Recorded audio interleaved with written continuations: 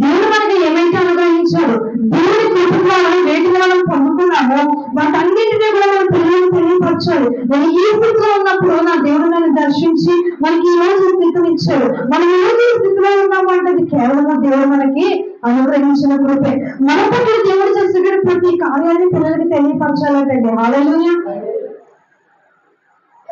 ఏదైతే ఇక్కడ రాబడిన మాటలు ఉన్నాయో, ఇశ్రాయేలు ప్రజల ఎడల దేవాది దేవుడు ఎటువంటి కార్యాలు అయితే చేశారో ఆ కార్యాల గురించి ఆసక్తిగా మాట్లాడుతున్నాడండి. ఇటువంటి కార్యాలు జరిగించినటువంటి దేవుడు ఎటువంటి వాడు 4వ వచనము స్తోత్రార్హుడంట. ఆయన చేసేటటువంటి క్రియలు ఎలా ఉన్నాయంటే స్తోత్రార్హ క్రియలు అయి ఉన్నాయి. హల్లెలూయా హల్లెలూయా. వాక్యం ఇచ్చినటువంటి క్రియ అందించినట్టుగా ఈరోజు నేను మనతో మాట్లాడుతున్నాడు. ఆయన గొప్పవాడు, ఆయన చేసే కార్యాలన్నీ గొప్పవిగా ఉంటాయి. ఆయన చేసే ఆశ్చర్యకరమైనటువంటి కార్యాలు